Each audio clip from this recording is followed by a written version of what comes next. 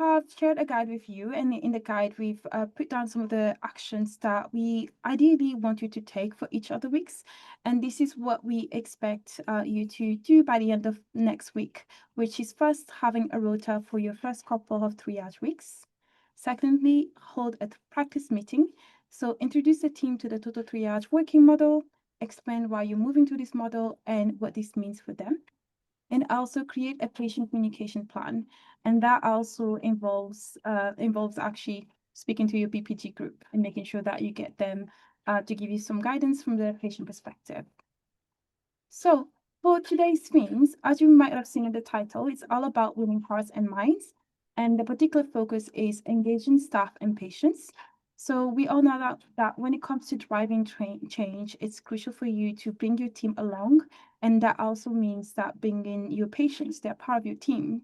So this week, we're going to be actually discussing any of the common challenges that practices tend to have when it comes to moving to total triage, and hear from practices already seeing the benefits from this model, and share practical strategies to build buy-in and confidence across your practice. And the first one, the first, I would say, pillar that we're going to be focusing on will be bringing the staff along. The second one, bringing patients along, and then we're going to hear from your peers. So yeah, the first thing, as I said, if we're going to focus on bringing your staff along, and I really hope that you're going to be able to say exactly what's in this quote over here at the end of that first morning using patient triage. She looked at me and said, "I love that." So yeah, I really hope that. Please let me know in a few weeks how you go. I think our team would love to hear from it anyway. So yeah, just focus on the first thing. So we know that the common reason for not moving to total triage is due to worries around how this would land with staff. And that's particularly, I would say, something that I've heard a lot, but often what we find is the opposite. And I'm not going to go through all of these quotes over here, but essentially what I would say is that you might actually be quite surprised about what might happen, especially for your staff.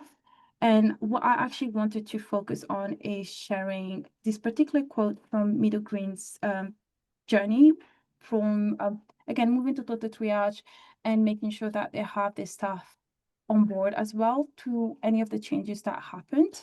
So as you can read here, it's saying the reason we've switched system is because triage was becoming unmanageable. We were getting complaints from receptionists all the time saying, we feel like we are in a call center. You put the phone down to pick it up, to put it down to pick it up. There was no job satisfaction. It wasn't a nice environment. It was just sad here. Patients couldn't get through on the phone. They were often bad-tempered, and staff were often left feeling demoralized and unvalued. We'd reached that point where we didn't really think we had anything else in our lockers to try. So we thought, let's just do it. As long as I say, it's like here it shows, it's just like as long as you basically talk to the staff and bring them along the way and in the journey and take them with you, it should be already a great start for you to see positive benefits from implementing this model. We do have here actually in these next slides some ideas of what you could do for you to be able to bring your staff along. The first thing that I would recommend is actually understanding the current sentiment at your practice. Do some digging to truly understand what's working well, what's not working, and do speak to specific teams. And here, as you can see here, we do have 3 teams in mind, but I wouldn't say don't be limited to these specific teams as well. And we do have here some ideas of what might be working well for these teams. So as you can see here for the reception team, one of the posts is saying, I hate turning patients away. And the other one is having clear directory of services to signpost and support patients. So again, I'd say do the same thing with the admin and operation teams and clinical teams as well. It's really important for you to know what you need to change and what not to change as well if things are working quite well. The other thing that's really important for you to do when you're bringing your staff along the journey is make sure that you launch the new scheme, a whole practice meeting. And when you do so, be clear on why you're moving. It's really important for you to discuss the high-level goals that you hope to achieve from the change, but also drill into each team and how it will impact each team. Cover both the benefits of moving to the new model, but also how these could help with some of the pain points that you have discovered or discussed when thinking about what's not working at the practice. The second point over here, as you can see, is about explaining the model. And that's really important because it's really hard for you to get on board with something you don't understand. And the third one is give plenty of opportunity to your team to ask any questions, but also add input. It may be helpful for you to frame this as a pilot, so that it's not necessarily a final decision and it's not seen as a final decision as well. And let your staff members have a say. And as you can see here, we do have a quick quote from Medium Green on it's just saying that they were honest with the staff, and I'm going to read the rest, but it's basically saying, we said we'll try it for 6 months. And if we find it's not working or it's making things worse or we're getting complaints, then we'll of course, we'll look at it. So it's really good. And I always say when you move into this model of working, you always need to have an open mind, especially in the first weeks, and make adjustments as you understand, again, what's working and what's not working. The fourth point over here, it's about being positive and enthusiastic. And that's actually very important because you cannot sell something that you don't believe in. So if you're not necessarily confident about the change and the reasons why you're doing it, your team will pick it up as well. And then the last point over here, it's about making the next steps and future support quite clear. So just I'd say share the fact that you are on it together and create a feeling that you are working and walking through this journey together. One of the things that Media Green also did is they explained to the staff again how they're going to be supporting, and they said that the partner team will be sitting with the receptionist in some calls and just helping with some scripts. And I do have a few more examples for you on what was done to help having support as well from patients and bringing them along. But before that, I wanted to touch on this last big idea, is go around each team to understand any worries or concerns. So this will give an opportunity to anyone who didn't feel comfortable sharing their thoughts in a group setting to be heard, essentially. And so I would say make sure that you are actively listening to them, acknowledge their worries and fears, and ask open questions. We do have some examples here, as you can see. The first one is, what are your initial thoughts? Do you have any concerns? How can we best support you? What opportunities do you see? And as you can see here, for instance, we do have some examples of things that you could also suggest to address some of the concerns, like could we have a script to run through with patients?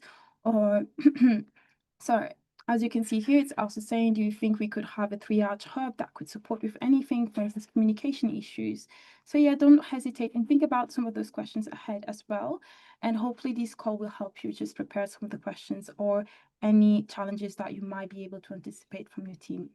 So yeah, again, I hope this has been quite helpful. Feel free to drop any of the questions in the Q&A.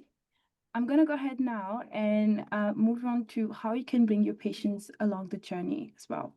So I would say the aim of these, I would say, part of the webinar is for you to have ideas on how you can keep your patients informed and supported.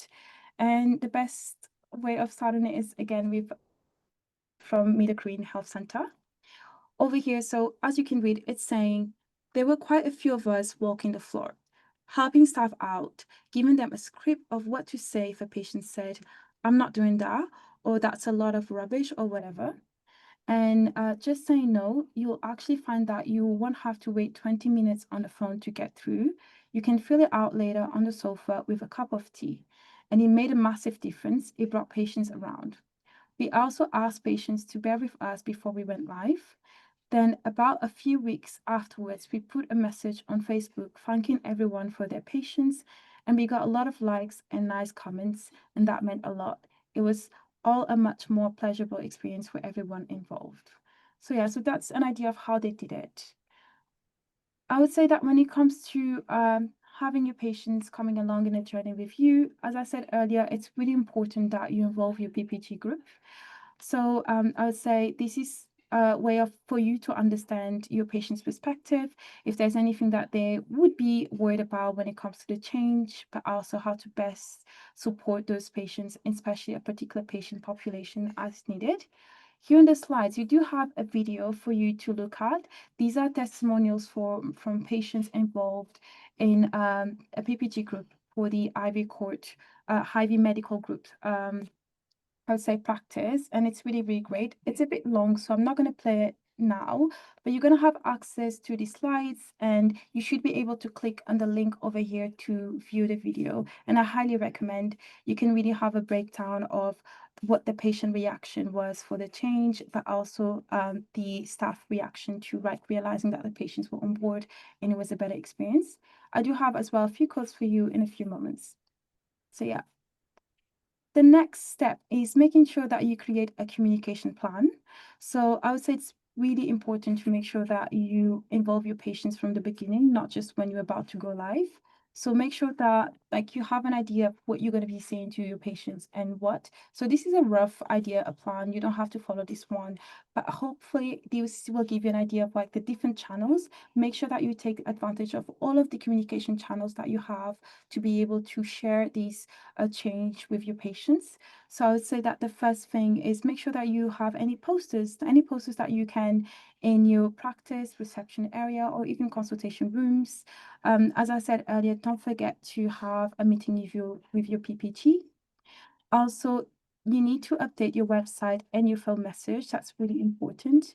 And the other things, as I said, is other channels like social media channels, Facebook, I would say like Instagram, anything that could be easily accessible for your patients for them to know about the change that is coming. Then also you have, I would say, a particular patient population, as I said earlier, that might really need to know about this change. Make use of your batch SMS option if you do have access to it.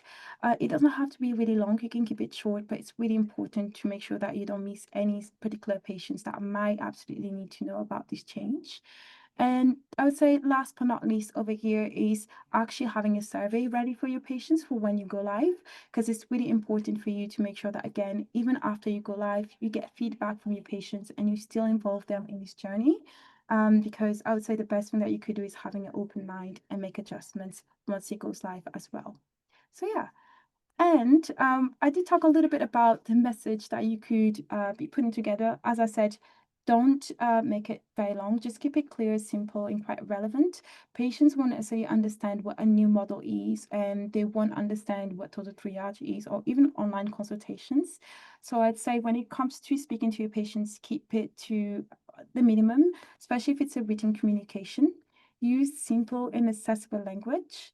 Try, for instance, instead of using an online form or submit an online consultation in your website or even any messages, just say that just contacting your GP online is what's going to be changing, and the way that you're going to be, for instance, giving appointments. I would say that I found it really helpful when you have on practice websites, contact your GP online. Because I would say as a patient, that's like the easiest thing for me, and I've seen it as well from other patients. And I would say make the change feel quite relevant to them. Explain to them why you're changing and what benefits they should be able to see from this change as well. And as you can see here in the slides, we do have more guidance for you. As I said, you're going to have access to the slides afterwards, so you should be able to click on this link and go to the guide over here that has been shared by NHS as well on how to best communicate with your patients. Oh, just a little thing as well before I proceed. On the language that you could use with your patients, I would say don't necessarily use the word triage, especially in a GP setting, because patients won't necessarily understand what triage means as well. They might associate it to A&E or urgent treatment centers, for instance. What you could say, explain what it means to them, for instance. We will look at the information when you give us. That you give us essentially, and decide the most suitable person for you to see and when they are available. And if you really have to use triage, then explain it a little bit as you would in A&E, saying that sometimes a doctor or nurse will work out what order to see patients in, so they see the most serious cases first. You might have people who arrive after you, but they may be seen before you, for instance. So yeah, all of that really helps to make sure that things are quite clear for your patients and make them understand the changes that you're making. And then I would say here, I just have a quick example from a practice. I found this quite helpful because it explains that, again, there's a change, and it talks to the appointment system. But as I said, it's not just the appointment system, it's ways of contacting your practice. but I really like it because it makes the link quite clear as well. So patients can go ahead and click and access if needed. It explains as well what changes in terms of contacting the practice over here. As it reads, it says simply fill out a short online form telling us what you need, whether it's a medical issue, prescription request, footnote, or referral query. Also, it explains that a request will be viewed by a GP or a senior clinician. And I know that sometimes practices say that patients really want to see a doctor. So that could help with any of the objections that you might have from patients.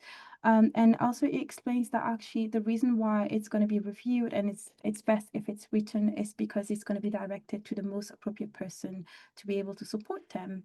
And the last bit over here with the phone in the slides, as you can see, is about the fact that if any of the patients don't have access to internet or even a smartphone, it doesn't mean that they'll be excluded from this process. And it reminds that they can still call the practice and a receptionist will be able to complete the form on their behalf. So again, I would say it really includes, again, the main changes and how it will impact the patients and the benefits that might be seen from this change.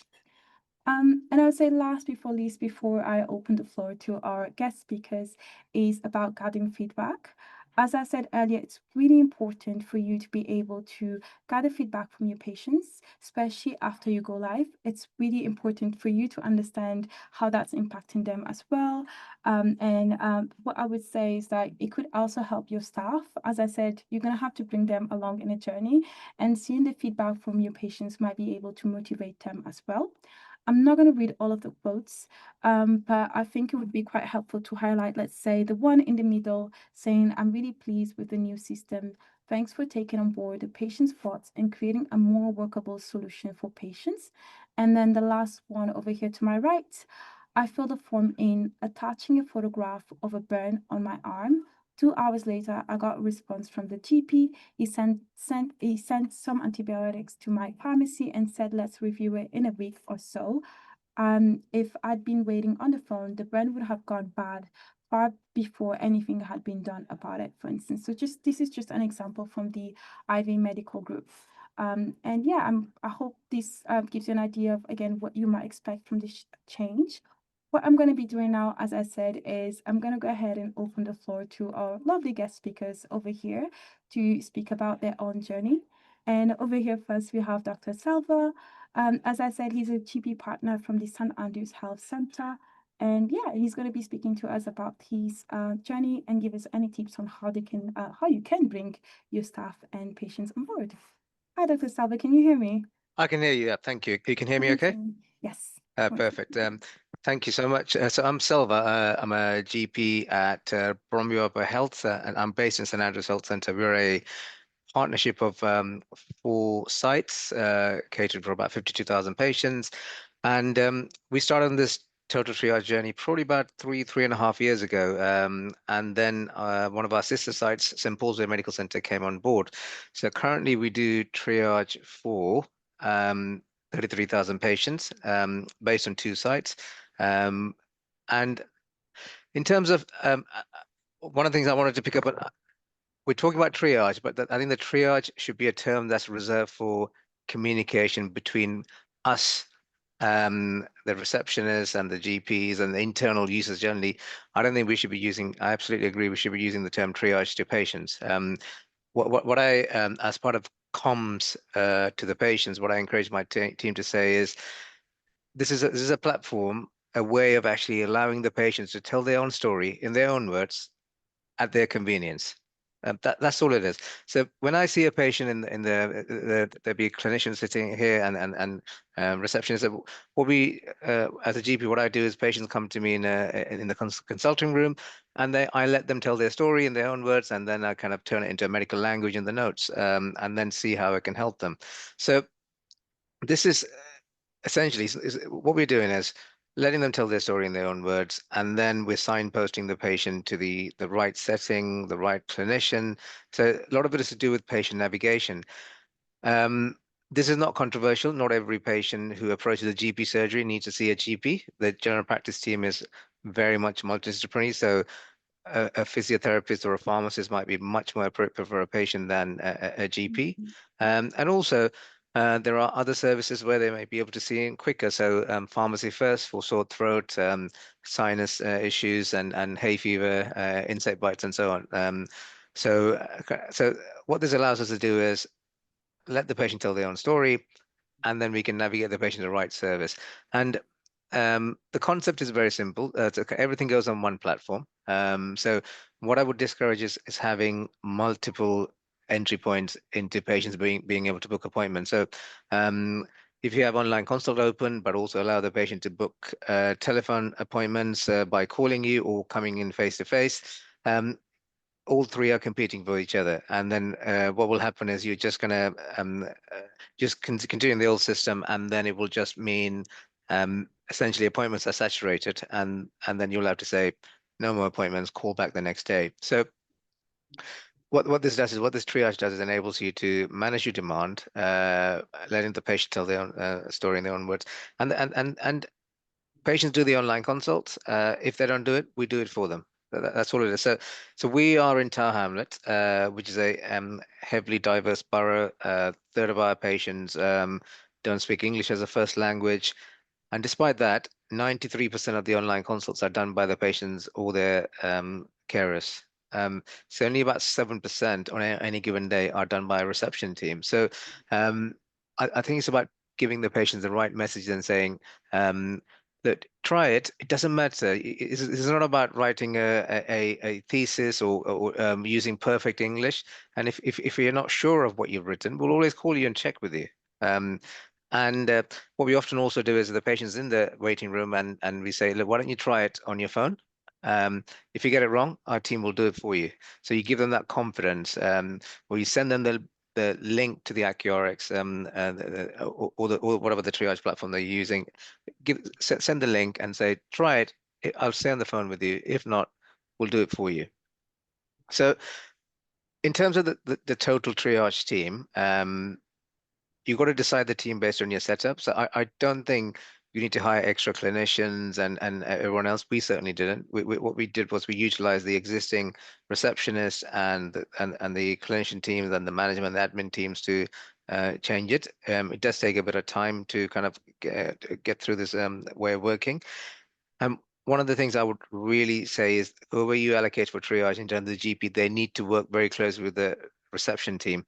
Um, it takes me about from medical school to becoming a GP about 10 years. And even then, it takes another 5 to 10 years before I'm comfortable with most things I can deal with in general practice. So it could be a journey of 20 years. What we don't want to do is just give our reception team a couple of weeks of training and then say, all right, get on with triage. So this is where I think ongoing training and support from the triage GP is really crucial. So communication is key. Ideal if you're all in the same space. So I'm sitting in a hub space at the moment, which is empty. But if not, doesn't really matter. Not all surgeries have the right kind of estates to be in a hub. As long as you keep your door open, is constantly supporting each other and having regular comms, I think that's crucial rather than the physical space. During the pandemic, we even tried all of us logging on Microsoft Teams as well. So that's also a possibility. Could I get the next slide if that's all right? Yes, of course. Yeah, and I think in terms of bringing the staff on, so you got to map your own system based on your resources. So the team at Accurus have given you some guidance as to how you could do it, but it's entirely, in my opinion, triage can work whether you're a 33,000 patient practice or a 5,000 GP practice. But what you need to do is just base it on your setup. Um, Training is essential. So how to use the tech itself, how we can show it to the patients. What is your pathway? So when a triage comes through, you're opening at 8 a.m. Come 1st of October, we need to be open 8 to 6:30 for non-urgent queries. So thinking about how can you prepare yourself for that? I think that's part of the reason why a lot of us are in this call, because it is now part of our contract to deliver online consults for non-urgent queries 8 a.m. to 6:30 p.m. But what does that mean in terms of dealing with urgent queries? So there are the things that you'll need to decide. Um, and then giving the patient the confidence. My team have given me a T-shirt, is a slogan I use all the time, which I say, if they can't help, we can. So when I signpost to pharmacy first, minor eye service, or talking therapies, I just tell the team to tell the patient, look, if they can't help you, try and go to them. If they can't help you, we can just come back. Um, we're not gonna put you at the back of the queue. Because you've already contacted us, we'll try and Mm. help you earlier. And ideally, experienced receptionists are amazing. I mean, they do a lot of triage for us already anyway. So whether on the phone or the patients are face to face, they manage the demand from the patients and the appointment system. So ideally, experienced receptionists, but I would say that doesn't mean a new receptionist can't do this as long as provided with the right support and training. I would highly recommend creating a triage team. So this is a specialist role within the reception itself. And what it's enabled us to do is create a triage team, and also so they do this 1 day a week, and then our receptionist. So we have a team, a core team, but within that we have members who don't do triage every day. They might do it 1 or 2 days a week, and the rest of the time they're doing either phones or they're on documents or answering emails and so on. So it really enables us to provide flexible working for the staff and prioritize the workload depending on and not get them burnt out by just doing the same thing again and again. This calibration between triage GPs, doctors are very notorious for giving 10 different answers to the same problem. So we're notorious. We all have different risk profiles. So some of us might turn every query into a face-to-face appointment. Some of us might say turn every query into a signposting. There's got to be a calibration between the doctors who are doing it Monday to Friday within the team. So we're all giving the same messages. So it's simple messages, and ideally respond the same day. That doesn't mean giving the appointment the same day. Or if you're not going to respond, just a text to the patient to say, or clear messages say, we will look at your query within 48 to 72 hours and you'll get a response. If it is urgent, you'll get a same day response or something like that when a patient, so they build that confidence. A lot of it is down to giving the patients the confidence to use the systems. And part of that means giving consistent messages, everyone saying the same thing, but also actually delivering on those messages as well. Because if they start losing confidence and you're not delivering what you say you're going to, they will revert to the old systems. Um, and then always be flexible with those wanting face-to-face appointments. So if they want a face-to-face appointment, just give it. That's what we tend to do. And what you will find is over time, because they have that confidence, not many are wanting it anyway, even if offer it. And those who want it, if they need a consult, might as well be a face to face. Hey, thank you so much, Dr. Thank you. Silva. Yeah, I do have a few questions, I think, for you that have been asked online. And sure. the first one is, we have previously encouraged patients to use online access to book their appointments. Should we still keep the online access appointment available for patients to book via the appointment, or is everything done by online triage? I feel like you answered this a little bit, but I would say um, do the triage first and then offer the. So what we do is we do the triage first and then send them anyone who needs a routine appointment. They will be sent a booking link, and anyone who we're offering a same day appointment, our team will call them and book the appointment. So for the routine booking link, we got appointments open for physio, pharmacist, and the GPs, and that can be telephone or face to face, mm, smear tests and various other things.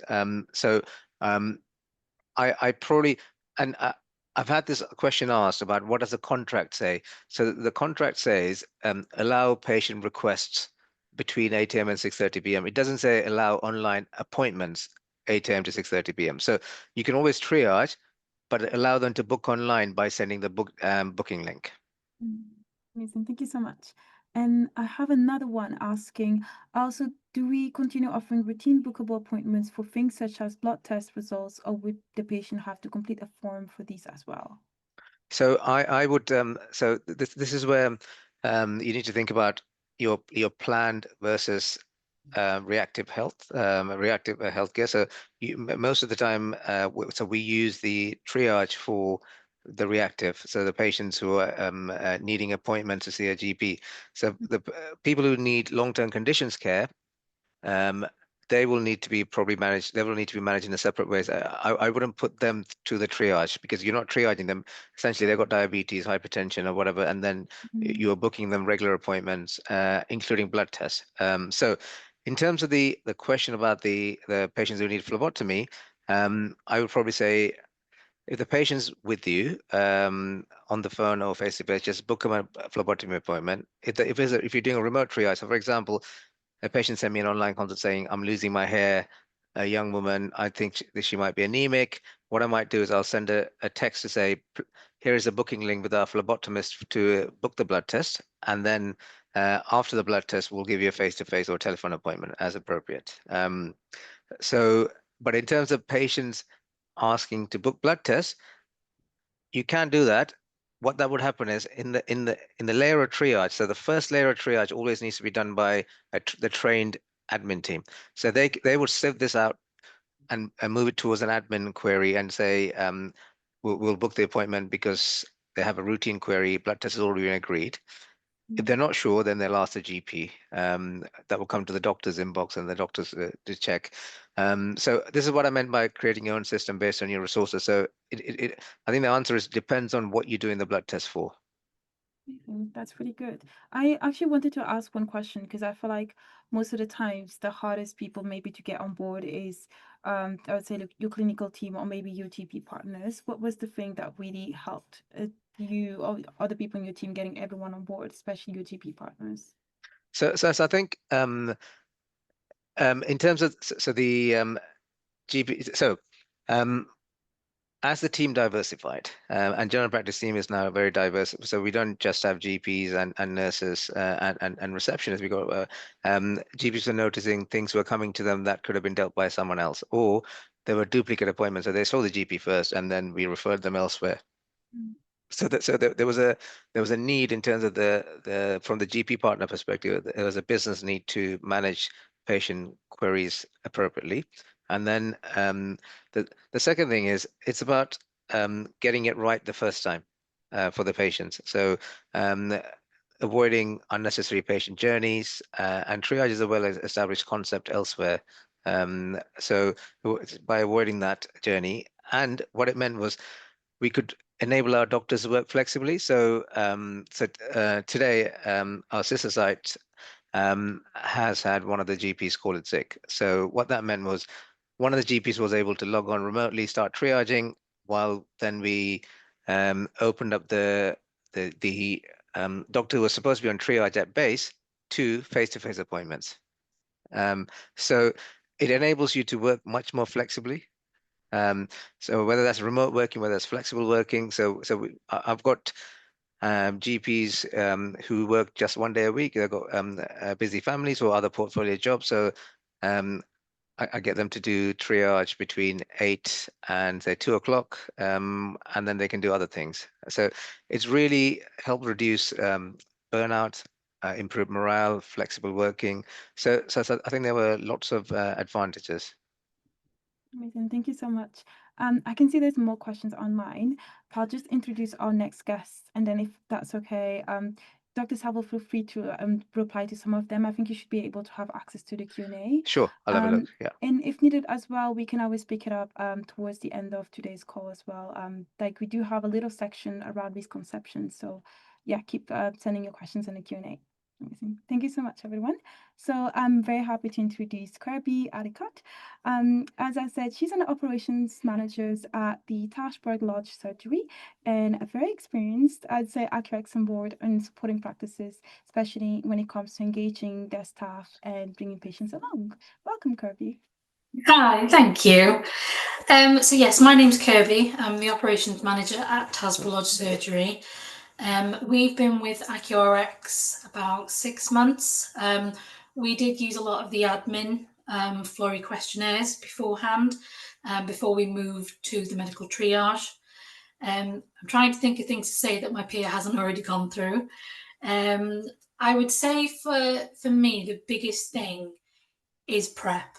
That really is key, being prepared for when you go live and having things ready to go rather than feeling once you go live you're scrambling a little bit. You know, we did a lot around, again, working with the PPG.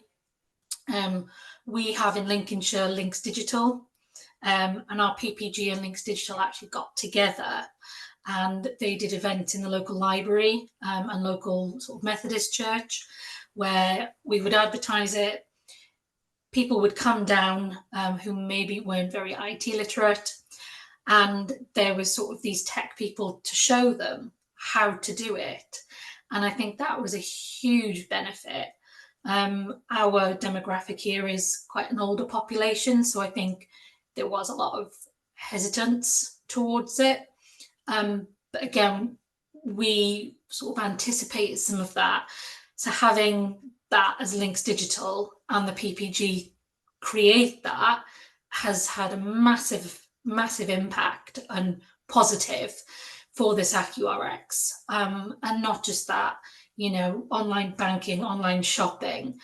So really, you know, supporting that the older generation who are maybe not as confident and giving them that confidence. And again, you know, preparation we had when we went live, we actually did have 1 or 2 receptionists with a laptop out in the waiting area. So for those patients that, you know, they didn't want to call because they knew the lines would be busy and they weren't confident how to do it online, we actually had 2 staff members out with a laptop and showing them how to do it. And I do think, you know, if you put the time in now, if you put the time in when you're preparing to go live, you do save yourself a lot of time in the long run. You know, I think if you get your patients on board, that really is the massive, that can be the massive challenge. But, you know, showing that you're willing to put that time in, you're willing to have your staff in the waiting room with a laptop, showing them what to do, you know, we could see they really appreciated that we took that time and understanding. You know, and for staff, one of the biggest things that I took away from it was making sure your staff feel they've got a voice. You know, things aren't always going to run smoothly. Every practice works differently.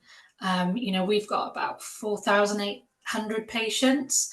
Our sister practice has 13,000. You know, the difference in how we do things is massive because of different demographics.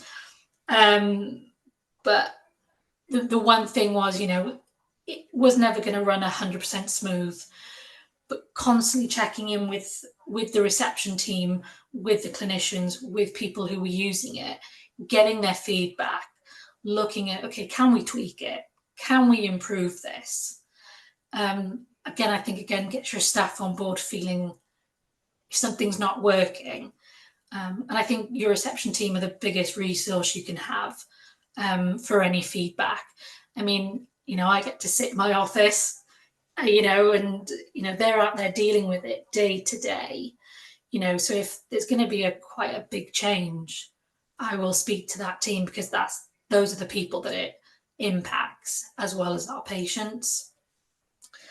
You know, if you want it to go smooth on live, I do really recommend prepping as much as you possibly can and having those things ready, you know, your presets for things that are going out, you know, knowing your allocation to your doctors, you know, if they have a certain amount, having those things in mind and ready for when you go live, I think is really important. And just be open to feedback, whether that's negative or positive. And if you can do something about it, then, you know, that should only encourage people to come on board, hopefully. So.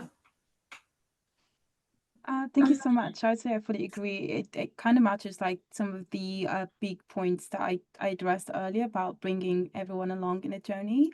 I'm just going to double check if there's any particular questions for you as well, Kirby. I can see there's actually one question asking what's your, I think you've shared some of these, but basically, what size surgery are you and how does this make your process different to Salva's, for instance? I mean, we've got about 4,800. I mean, we quite instantly did feel the benefit. You know, the phone calls were definitely reduced. You know, the 8 a.m. line out the door was significantly reduced. Our sister practice just went live with AccuRx. They've got 13,000 patients. I went to support, and again, you know, they could even see that then the phone calls are reduced, the people lining up outside the door was reduced.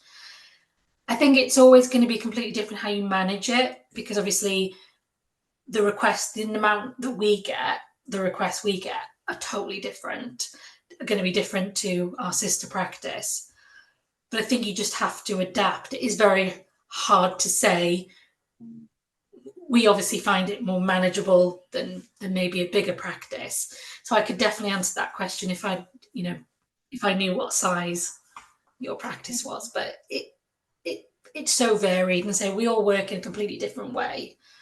Yeah, I understand. I would say that's a call to like basically booking ambassador calls, because you do have ambassadors, as I said earlier. And I think that's the best way, as you said, of like being able to actually give advice that is a bit more appropriate to your particular situation or a particular challenge. And on that, actually, I was wondering, because you did say that you have an elderly population, and I mean, you said you'd had a laptop in the reception area, helping those who didn't feel comfortable using the online form themselves. I was wondering, is there anything else you've done to help your admin and reception teams become, I would say, more of an experts? Because I know that's something that Dr. Salva also spoke about, like training the receptionist as well. But I was wondering if there's anything that you've done, anything else as well to support your admin and reception teams. Yeah, I think we talked about it last week, didn't we? With obviously our reception team, they are the one that allocate to doctors. I do agree that your clinicians need to be on board and very supportive, and we're very lucky here that we have a very close-knit team, and they know they have that support. There is obviously care navigation training, total triage training. I think I suggested to AccuRx it to be more specific to them. I mean, obviously, some of these trainings, they're very generic, you know, it's with any system that you're using. However, if you were using AccuRx, maybe a more specific training would be better. And it's not something that's not already happening. It's just that it's very broad, where if, you know, if you could do that based on AccuRx, would that possibly help? But, you know, we made sure that our reception team felt the support of their clinicians, and, you know, having protocols in place, you know, having things up on the board so they know what can and can't go to pharmacy first. We have a specific skill set for our ACPs as well, which the girls find really handy. So when things are coming in, they can see, okay, well, this person, this is their skill set, this is theirs. And the same with our GPs. And again, it's all about navigating who's, you know, the right person, the right time, etc. So again, prep is key. Having that information and asking your reception team, what would make it easier for you to do this? What, you know, and let's see if we can get this sorted before we go live so you feel ready. Amazing. Thank you so much for sharing. I think I do have one question that is also specifically to you. So I have one saying, did your demand increase overall on a daily basis? Because you did talk about phone calls reducing, for instance, in like, yeah, all of the other changes. I would say it was steady. I mean, it reduced a lot of phone calls. You know, we still get the odd call, people needing support to do it themselves. But I would say the phone calls definitely reduced, but the demand online, it stayed steady. I mean, we're open, our online services are open 24 hours, 7 days a week, which I think some people would widen their eyes at. But actually, we've always been like that, so we've never seen anything different. So I think we've remained quite consistent. And because of how it's coming in, you can see what's in front of you, and then you can triage it. You can go, okay, well, this is appropriate for a physio, mental health nurse, etc. So it's not all just on the phone. That answers your question. Yeah, thank you so much. I have another question, and I think it ties in quite well with the next slides that I have around misconceptions that we tend to have. So yeah, that question is actually, I think, perfectly, because the question that I have is, how is it managed with patients who refuse to use more technology, those who do not have a mobile or not tech savvy? So yeah, I was wondering if both you, Dr. Selva and Kirby, if you have any tips or any ideas on how to go around this challenge, but also sometimes just misconceptions. I mean, reassurance that, you know, there is a lot, and, you know, we know their names, you know, we know who these patients are. I trust that my reception staff know their patients as well, so we know the ones that genuinely can't do it. And I think the biggest thing is reassuring those patients you can still have access to a clinician. It's not going to stop you. And again, that's about how you promote going live and making that a key fact that you're not being discriminated against because you're not, whether you're young and not tech savvy, or whatever age, whatever your skill set is with IT, you still have access to your general practice. So please don't fear. And I think you've just got to keep up that reassurance with them. And that's really a good point as well. And I guess the reassurance would probably, depend on the So patient. I was going to say, so the first thing, demand is not infinite. And I think demand is entirely predictable. What will happen is, and the third thing is, patients will always find a way of trying to book appointments, regardless of whatever system you want to have. So this is about kind of organizing the patient request for appointments. So Mondays for us is always going to be busy. So it means we have more doctors on Monday and more on the day appointments. Because of where we are, for us, Fridays, a lot of our patients tend to be at the mosque, so it's not as busy for urgent on the day appointments. So what that means is we will offer more routine appointments on a Friday. We'll have fewer doctors. And then we have our clinical meetings on a day that's not so busy. So I wouldn't recommend having a clinical meeting on a Monday or a Friday in some areas. So it entirely depends on. And so what I would highly recommend is, so on AccuRx you can get the triage. So one of the ways I look at demand is looking at how many online consultations are coming through. If you put every patient contact through an online consult platform, then it enables you to look at how many are coming through and the demand and who's sending them and who's creating them. So it makes it easier. You can also use Edenbridge, and there are other softwares that can help do it as well. And the patients are used to calling and speaking to someone. I think it's about, as I said earlier, making it clear to the patients that we're not consulting with you online. We just want to hear your story online, and then how we consult with you will be either telephone, face to face, or sometimes a text if that's what they wanted. So it's about making clear we're not doing online consults, even though online consult and triage are all kind of terminologies that I've used today and we tend to use, but for the patients, sharing them and what we're not trying to do is we're not trying to push them away from the surgery. We're trying to get them to see the right person first time around. And absolutely, I think the equity and inclusion. So I'm at Bromley Upper Health, which pioneered social prescribing back in the 90s, and we're quite renowned for our work on health inequalities and wider determinants of health.